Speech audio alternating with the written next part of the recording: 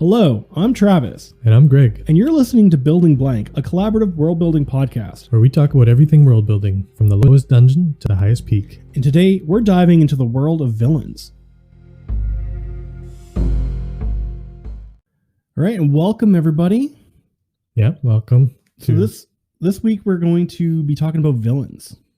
Okay, so what is it? Okay, because we were talking about this.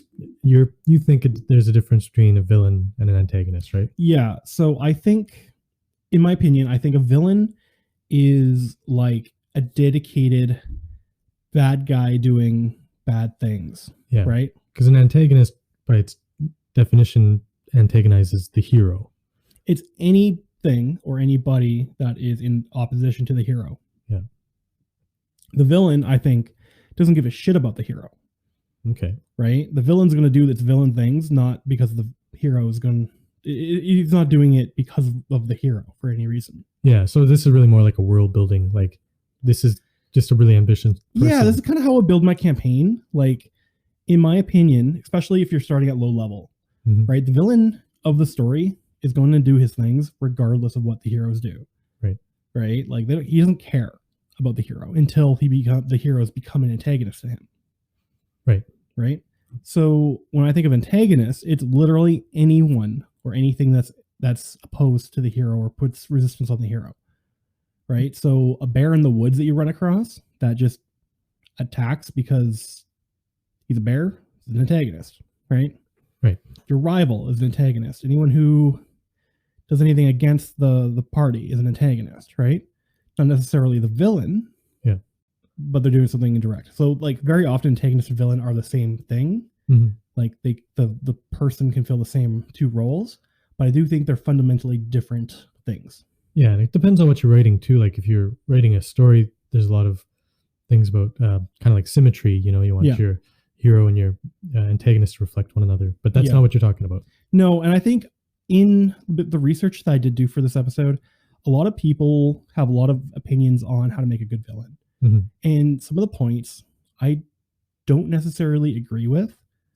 Yeah. Like there's some things that they say that you have to do with a villain. And I'm like, you don't really have to. I mean, it makes sense with like if you're telling that kind of story, but the way I set up my campaign, I would take a different method. And it really depends on the scale of things. First, I'm going to say, in my opinion, I think villains are far more interesting than heroes. Yeah, I got a soft spot in my heart for the villains. Yeah, and the good villains, they don't really need to be overly complicated either. Like a lot of the classic villains are just big bad guys that are just big and bad, right? Yeah, like who are you thinking of when like you say Sauron that? Or you know the Emperor.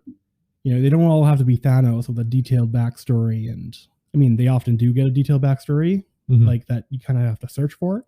But for the point of the story itself, you don't need to know it, right? My first point I want to bring up is it depends on the scale of your story, right? So if you're going to be doing a long campaign with, levels 1 to 15, 20, whatever, you want to have like stages, right? And different villains as you're going up. If you're running a small one shot where, the whole thing takes place in a city, it might be just a corrupt politician. Think like Robin Hood and Sheriff of Nottingham. Yeah, exactly. Like it might just be small scale, one villain, small story. There you go. But in most cases, campaigns, like long campaigns, don't do that. You're going to want more than, and one villain the entire time may or may not be like feasible, right? Yeah, or make any sense even. Yeah. So what I like to do is I like to do something what I call the 4 Horseman model. And does that have anything to do with the Revelations, the Bible book? No, not at all. Okay. Just I like the term 4 Horsemen. It works. And there's 4. Basically, I set my campaigns around 4 villains. Okay. So I'm going to go over a little bit of terminology here. First off, there's the big bad evil guy or girl, or BBEG, as it's referred to in tabletop communities. Yeah, I never heard that before. Yeah, so it's like the mastermind, the big bad. He's like the end boss, the huge villain. Then we have the dragon or lieutenant. So that's a term pulled from writing. The second in command, the guy who commands the big bad's armies. And then I like to have the Starscream or Usurper, who is loyal to a point, but also has ambitions of their own. Yeah, almost like a mini, evil guy. Yeah. So, and sometimes the dragon and the Starscream can be the same character. Yeah. But this is the way I like to have separate. And then the muscle or enforcer. And this one is neat because depending on how your story goes, you can have multiple of the muscle. Mm-hmm. They don't need to be singular, because I find, at least in tabletop, the muscles are the ones that get killed often. Yeah. Way before you expect them to. But in terms of like your world, these are kind of the 4 types you're going to have in a campaign. Mm-hmm. And so this muscle could just keep appearing, but it's still, like in essence, it's still this muscle. Yeah. It's like a brute, a leader of a contingent of men of some kind. And that makes sense, right, for like D&D, because you want to have a lot of battles, right? Yeah, exactly. Or if it's not the game you're playing, it's not the game you're playing. But this is the way. This is the most likely to come in direct contact with or direct conflict with the players. I like to use, the way I think of this, I like to give an example of Lord of the Rings has this method. So the muscle is alerts, and people who don't know anything about it's the Uruk-hai captain. The one that Fellowship. The one that kills Boromir. Yeah. They kill Boromir and then gets killed by Aragorn. Yeah. Okay. Right? He's a big brute leading a contingent of Uruk-hai, and he's really the first boss that they come across. Yeah. I'm excluding the Balrog. Yeah. Which we can talk about later. We can talk about that later, and why I don't think he fits into this method. But next we have the Starscream, which would be Saruman. Yeah, he's got the ambitions. Yeah, so Saruman does seem subservient to Sauron. Yeah. But it's very clear, especially if you read the books, that he would turn on him if he could. If he had the ring. If he had the ring. So his whole goal is to find the ring first and then turn on Sauron. Yeah. He never gets to do it, but that's the kind of, he has ambitions of his own. Mm-hmm. Next, for the dragon, is the Witch King. Because the Witch King is wholly subservient to Sauron. Yeah. He's also got his own base. Yeah. Minas Ithil, or however you say it. I don't remember specifically which one. The Tower Minas of the Morgul, right? Minas Morgul, yeah. Yeah. It used to be Ithil. That's what it is. Yeah. Yeah, Minas Morgul. Leader of armies. He's like basically the face for Sauron. Yeah. And he's the one that stabbed Frodo. Yeah. Just for context. So he does appear early on in the story, but like he's not really given a description. Right? He just at the start he's one of the Ringwraiths just. Yeah, the only thing that really defines him is when he stabs Frodo, and then in Return of the King when they put the helmet on him. Then you see what he is. I'm just having a sip of water. It's really dry in here today. Well, it's probably because it's so cold. It's supposedly feels like minus 40 today. Wow. Because it was minus 30 when I woke up. Yeah. So, and then the big bad is obviously Sauron, right? Yeah, just very classic big bad. Yeah. And I have another example that some people might find controversial, but you can use the same system for Star Wars. Okay. So in the original trilogy, the Emperor is obviously the big bad guy. Right. And I'm actually going to say that Darth Vader is not the dragon. He's the Starscream. Yeah.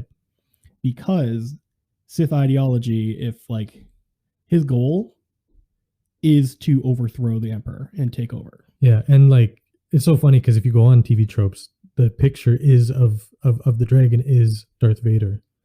So, I would call Tarkin from A New Hope the dragon. Yeah, and when you said that, I was like, that makes way more sense. In my system, the dragon and the Starscream are separate. They can be the same. Yeah. Depending on if you use them separately or not. Mm-hmm. But Tarkin would be the dragon. Yeah, well, because he outranks Darth Vader too, doesn't he? Yeah, Darth Vader is subservient to Tarkin. Mm-hmm.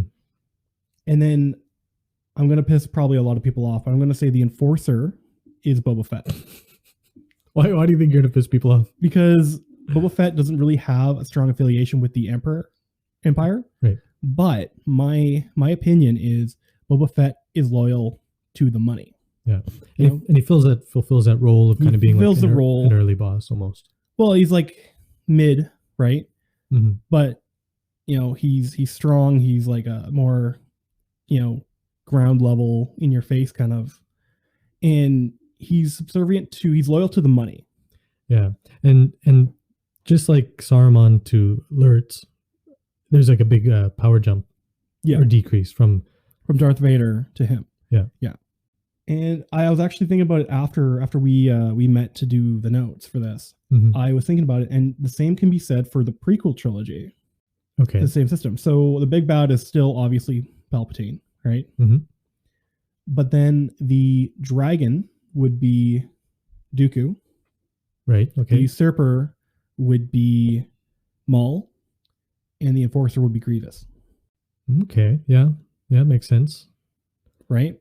With Palpatine being the big bad guy pulling the strings in the background, which I really like that trope of having a hidden big bad. Yeah, the chess master or mastermind. Yeah, and a lot of people, at least when I was reading, don't like that. They want you to announce your big bad right off the bat for some reason, and I don't like that. I like having this air of something's going on in the background and we don't know what. I know you wanted to talk about the Balrog. I think this might be a good spot where I think that he doesn't fit into this model. Well, after talking about it, I think I see your point, but I just really think like long term, I think Sauron would have wanted the Balrog and Smaug to be like lieutenants in his army. Yeah, but he wasn't. But they weren't. Balrog, basically, I could equate the Balrog to a force of nature, or to like, you guys are on the road traveling. If you were looking at it in a party sense, and you run into a bear, a hungry bear, or a beast of some kind. Like you guys walk into this Balrog's home. He's just chilling down in Moria, right? Living with all his little orc servants. Yeah. And you guys come in, kick down his door, basically, throw a body down a well, make all this noise. He's just chilling out, sleeping in his fire hammock. Of course he's going to be pissed. You just woke him up. Yeah. Right. So I equate him more to like a force of nature or like a random road encounter. Or even a mini boss for a dungeon, like a dungeon boss. But I equate him more to a road encounter. So if we were playing Dungeons and Dragons, you guys were going down through, spending however many days traveling through Moria, you'd be a random roll. Oh, someone rolled a nat 1. Oh, you guys woke a Balrog. Right? So that's what you would do for those situations? Yeah, I wouldn't really call him a villain because he's not affiliated with the overall plot. Like he doesn't have a plan, because that was one of your big things, right? Yeah. Like so we'll get into that in a second, but the Balrog isn't affiliated with the greater story. Like if you never ran into the Balrog, the story may not have been that different. Yeah, like the main thing about Balrog is that Gandalf dies. That he takes out Gandalf. Yeah. So yeah. But if you didn't, you still would have continued on to Lothlorien. Still would have continued on, and Boromir still would have tried to take the ring, and Frodo still would have dipped. Yeah, true. Right? It's true. So the Balrog didn't really affect... it affected the story, obviously, but it didn't... it's not really to the main plot. It's not part of the villain's structure. And let's go down to like what I think a villain needs. So every villain is the hero of its own story. Yeah, I really like writing. I also write like antagonist villains that same way. They think they're right. Yeah. Whatever they're doing, good or ill, they're doing it to serve some kind of purpose. They think they're right. The thing is, the villains need to have a clear goal, and it needs to make sense for the reader, even if it's in a weird, twisted way. Yeah, and you mentioned Thanos earlier. And Thanos, yes, he's a villain. He's a shitty guy, right? But he wants to get rid of half the population because he wants to cure hunger. Like alternatively, even works where the villain is just a big bad evil force, they do have a goal. Like Sauron wants to take over the world. Yeah, enslave humanity. Yeah, pretty simple. Or it's simple, straightforward, but it's still a goal. Right? The Emperor wants to rule the galaxy with an iron fist and live forever. That's his goal. He has a goal. The other thing, they have to have some kind of power to be able to like use to achieve that goal. Right. So Sauron in the ring, or they're leading an army, right? Yeah. They need. That makes sense. They need some power. Need some kind of be able to wield some kind of power. So like that. Yeah. So like it could be like a magic item. You're saying like the ring. Like the ring is a huge power source for Sauron. Yeah. Besides like him actually having hundreds of thousands of orcs and things, right? I'm just gonna have another sip of water real quick. But yeah, that's basically the only things I think a good villain needs to have. So just that a goal and a power and the power to achieve that goal. Yeah, I mean, because the point is like you're gonna kill the villain anyway. So, like, yeah, it's nice to have a backstory. It's nice to have all these like ancillary things, but when it breaks down to it, you need a goal and he needs to have power. Otherwise, he wouldn't be a villain. He'd just be Angry Farmer Joe, right? So, what are some good archetypes or good candidates for your big villains? Okay. And again, it all depends on the scale of your story, but things I like using for big bads are like wizards or spellcasters. Liches are good because they're inherently evil, right? And it's all about because they have high intelligence, they have this high power, right? Magic is king in so many worlds. They usually have a thirst for power and knowledge, right? That leads them to doing dark things, even if they never intended it in the first place. The other thing that I like for my real big bads are dragons or either other powerful magic creatures like archfey and demons and devils and stuff. And you're not referring to the dragon? No, I'm referring to actual like scale and fire dragons. Because at least as long as they're intelligent. If in your world dragons are bestial, it doesn't work. Yeah, for this type of villain. I mean, they could still be like an opposition. I would be more an antagonist or like a force of nature, right? Like the Balrog. Or like a predator, right? But dragons or other magical creatures are intensely powerful again in their own right. They're usually some kind of magic wielder again. Super intelligent usually, and they're long-lived. Their plans are in centuries, not years or hours or months. Right. So one idea I like is maybe this dragon has been setting up all these things for 200 years to do his plan, whatever it is. And that whatever climatic event is just so happens to be where the players are in the world. Right. Yeah. So the dragon's been planning this thing for 200 years, 300 years, however long. And it's happening now. He doesn't give a damn about the heroes. He doesn't even know the heroes. Yeah, like they're just another. They're caught up in the calamity, right? And then that's the reason you're telling that story. Yeah, is because it's happening. Everything's happening now. Yeah, everything's happening now, and the dragon has been planning, right? Another one I like to use are politicians or nobility who are corrupt, either for a smaller scale like big bad or a more subservient type. Maybe the politicians are, being paid by the spellcaster to look the other way for something, and they're corrupt and, overtaxing the population. Or maybe the heroes finally kind of like start getting on the big bad's radar, and the big bad's like, "Hey, politician, take care of that." Yeah. And so he could be, like not a mini boss, but one of these lower forms. They make for good dragons. They also make for good usurpers because very often they're ambitious. Yeah, exactly. Kind of by their nature, right? Yeah.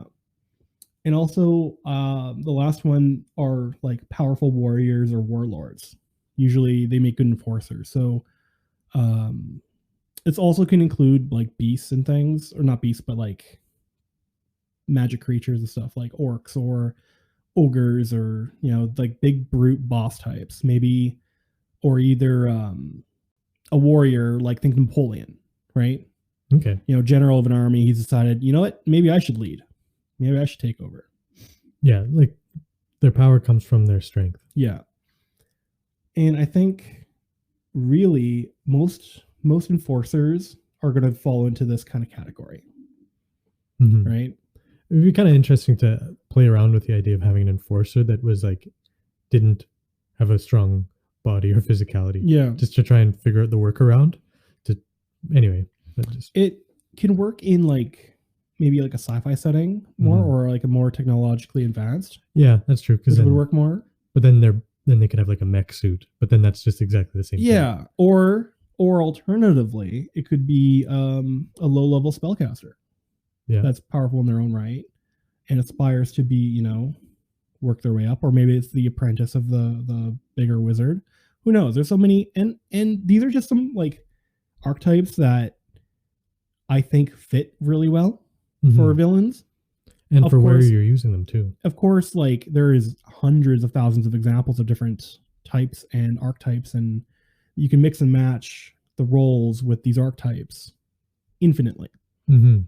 Right? So these are just some, like a quick list of like what I think make good villains. Yeah, and I like the way where you start too, is you start like at the high up overlooking scale, right? And not getting caught up in all these different ways of how to build a villain and how it's got to be the foil for your hero and everything. And it really depends on the scale again. Like if your story never leaves one city, and it's just like the big bad is a politician and he has some goons, and maybe the enforcer is like, you know, the local corrupt police cop, right? Like the sheriff of Nottingham, right? Yeah. Where it's just Robin Hood, not Robin Hood, the friar, the prince. What's his name? I don't know. Prince John. Oh, okay. Prince John is like the big bad guy, which would be a corrupt politician, and then like the sheriff is the enforcer, right? You just love Little John, eh? Yeah, classic.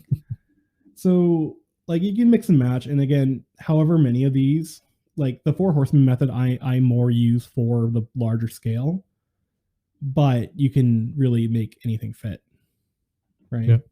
So I think with that, I'm just going to do a quick little recap here. So villains come in all shapes and sizes, and it really depends on their scale. I use the 4 Horseman model. So big bad, and then lieutenant or dragon, Starscream, usurper, and muscle enforcer. Yeah.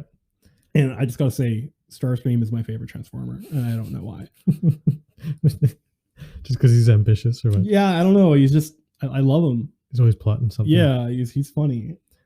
And then like the villains, what they need is just the basics are goals and power. Everything else after that is flavor and fluff. Right? And then the archetypes that lend themselves to being villains: spellcasters, powerful magical creatures, politicians, warlords. That being like Randy Marsh. Yeah. I'm Lord. Yeah. Do you have any questions? Oh, no, I think that's pretty straightforward. That's definitely a good introduction to making a villain. Like, get in there, start making them. Take these archetypes. And again, tell the story that you want to tell. Yeah. Like, if you have an idea, do it. You don't have to follow my suggestions. That's all they are. It's suggestions and things that I think fit real well. Tell a story you want to tell and do what you want to do, really. Yeah, and you learn by doing. Exactly. Yeah. So, all right. So with that, I think we're going to take a quick break. I'll see you guys after.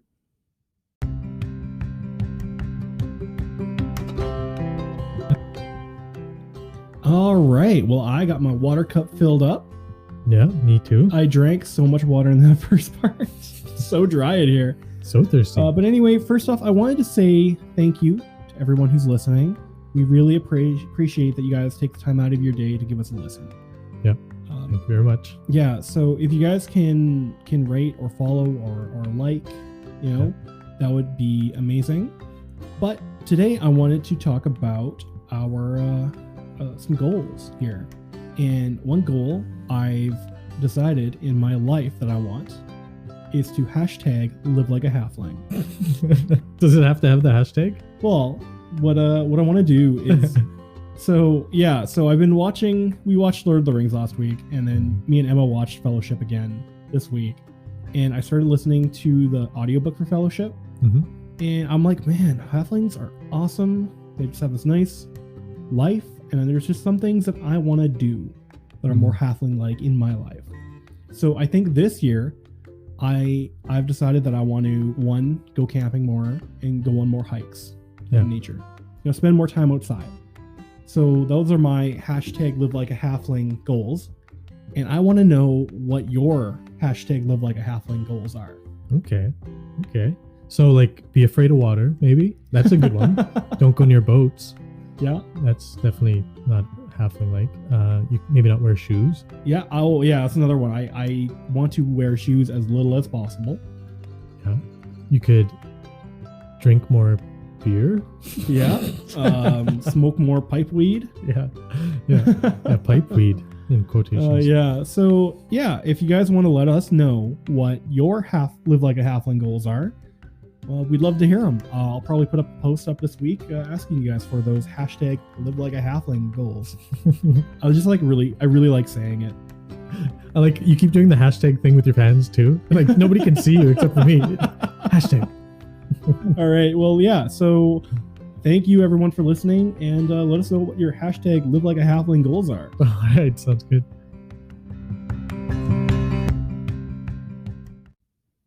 All right, and welcome back. All right, welcome. Yeah, so you said you had some ideas. Yeah, for this part. I have like a theme, and I kind of want to workshop it with you. Okay, so we're gonna build a villain, though. We're gonna build a villain today. Yeah. So, and with building a villain, a lot of other things will come with it too. Yeah. So, do you think we should come at it from like the 4 Horseman model and say like roughly plot them out? Like we don't have to build all 4. No, like I'm thinking the big bad is what we're looking at right now. Mm-hmm. But within that context, like plan on this having this guy will have other like sub villains that are subservient to him. But right now I want to focus on the big bad guy. This is okay for our world. Yeah. So what I'm thinking, I have our map up, and I love using the map. I know when we started we didn't have a map, and we're just like kind of workshopping things, but having like a physical map is what I always do first and kind of plan. So you see this little like group of islands across from Delta? Yeah, that'd be an archipelago. I think. Yeah, there's a little archipelago there. And I'm thinking we had a few weeks back when we asked for your shopkeepers, Catnip Cantrip, their character had fought in the 4th Crab War. Right. Okay. Yeah. So I kind of want to do like a nautical theme, like a pirate king type villain. Okay, I like it. I can get on board with that. Right? Who maybe like there's like some kind of like pirate fortress. Okay. Out here, or like maybe like a pirate nation of some kind that the raid the coast. Yeah. Oh, you know, other ships and stuff. Oh, I just read something. Okay, this is not exactly off topic, but this is talking about the requirements of a god. Okay. And gods are often the big bads. And I'm not saying this guy needs to be a big bad, but the reason I'm thinking of it is because you were talking about your 2 goals for the villain, that he needs to have a goal and a power. Well, for a god, according to my Greek professor, they need to be immortal and have power. Okay. I just thought that was kind of cool. That's a sidebar. That is cool. I do like the idea of like a super long-lived something. Yeah, because that goes back to planning in centuries, right? Yeah. So I'm thinking that the big bad is like, I want to say either like a very powerful nautical themed spellcaster or like an amphibious dragon of some kind. Okay. I like the dragon thing just because dragons are cool. But let's just go back to that nautical theme. So what would you consider nautical theme bad guy? Like I'm thinking, well, obviously their mooks have to be crab based of some kind. Yeah. Right. And there's a couple options for there's that. There's a couple like different monsters and things that we could look at for that, or we can make something up. Yeah. But like, yeah, I'm thinking, and I'm kind of basing this a little bit on Ganondorf. Okay. Like a Ganondorf type character who is like basically immortal and comes back, regains power, and then like tries to spread his darkness.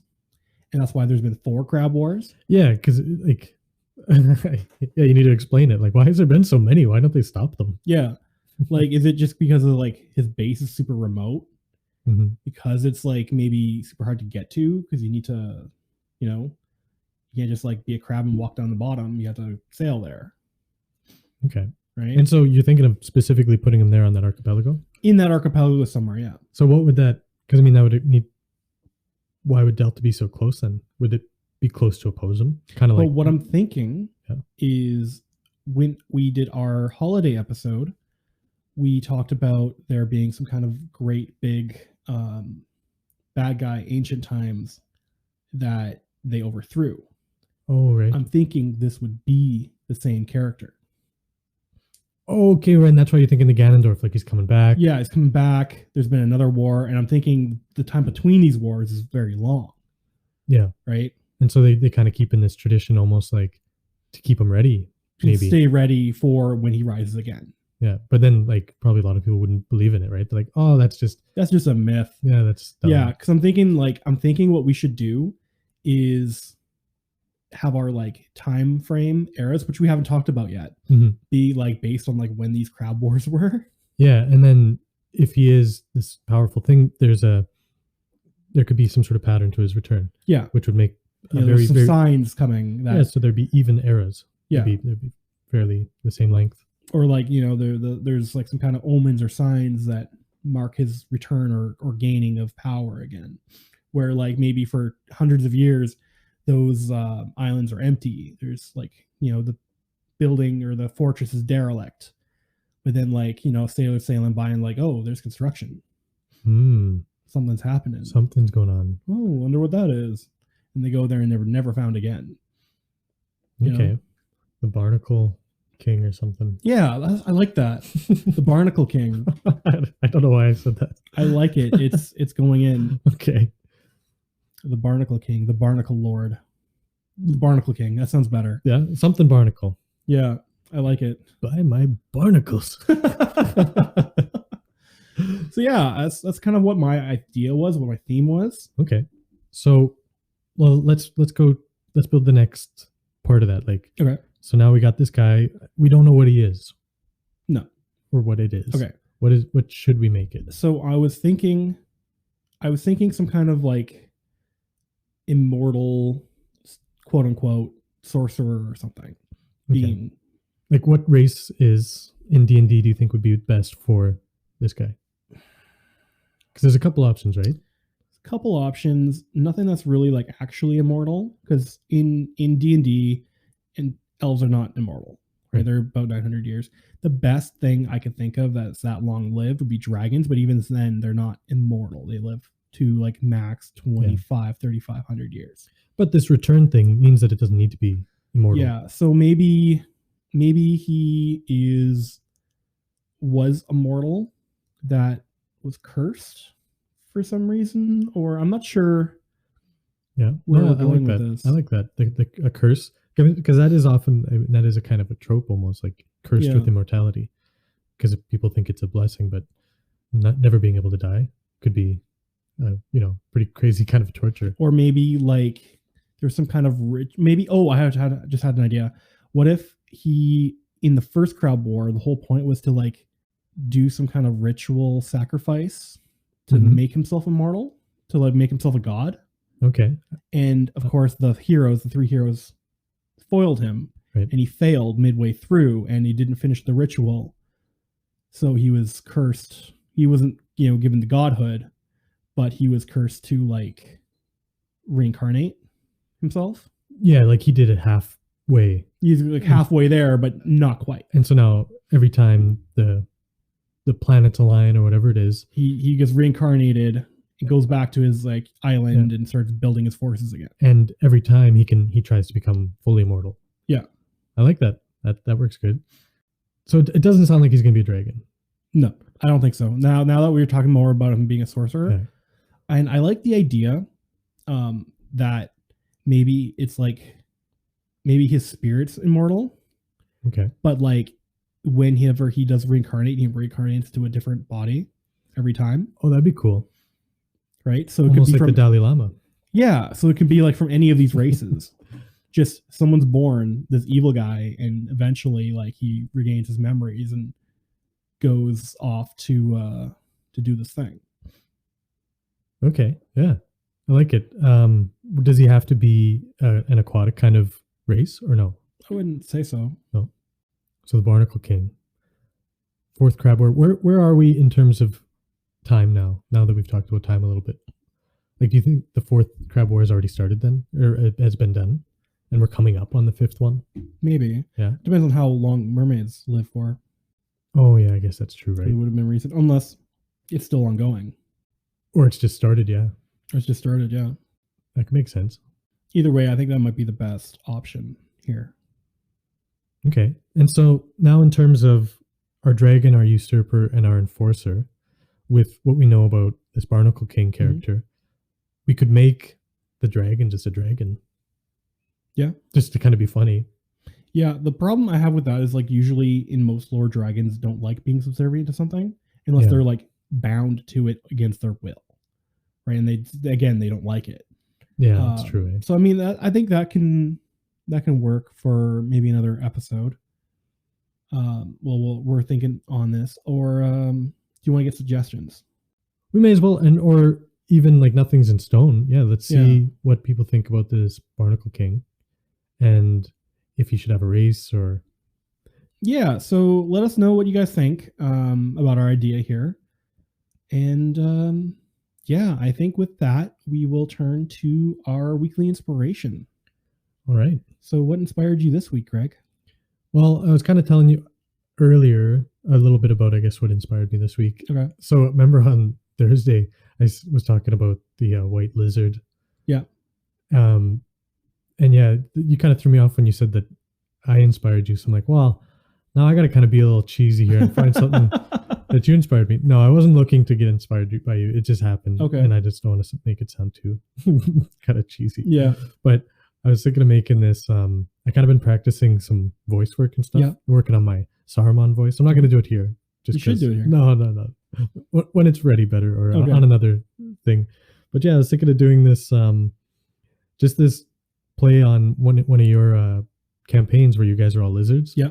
And I just thought it'd be funny to make a character named the White Lizard instead of like Saruman the White Wizard, and just play him as a character for D&D. And maybe make him really small or something. So he's just got this. There's a little gecko. Yeah, a little gecko, but he's like albino or something. Okay. Wears a little white robe, but then just got like this super powerful voice. Kind of playing off of almost like a Plankton vibe from SpongeBob. Oh, yeah. That's funny. But yeah, so I don't know. Which kind of fits into the theme of our episode here. Yeah. True. So that was my weekly inspiration. All right, that's awesome. How about you? What so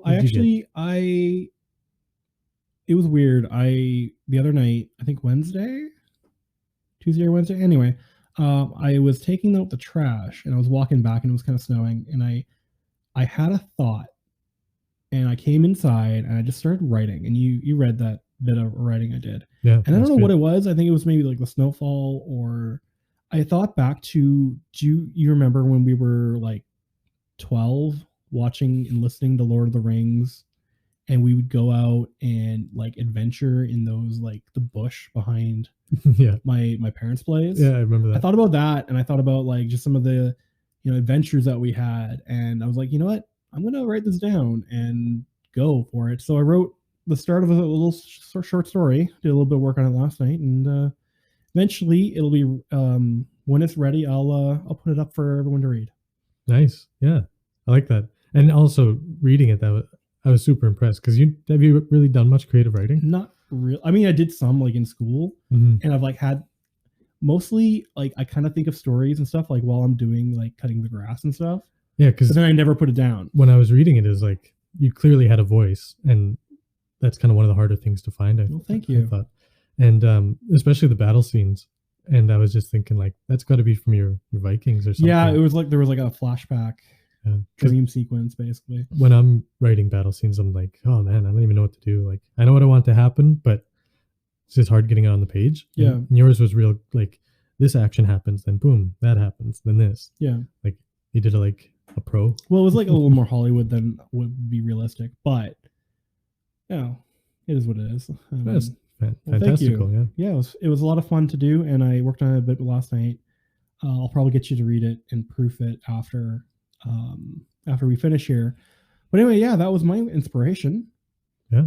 So if you guys want to get a hold of us, you can hit us up on Facebook, Building Blank, a collaborative world building podcast. We also have Instagram, Building Blank Podcast, or send us an email, buildingblankpodcast@gmail.com. We also have a Discord. So the link will be in the description down below. I think it keeps like changing on me, so I'm trying to keep them updated. But if you want to join our Discord and the link doesn't work, just hit me up, and I'll send you a new link. All right. Well, I think that's it for today, right? Yeah. Just remember to tell us what your hashtag live like a halfling goals are. All right. And I'll probably put a post up about that. Okay. So that's it, I guess.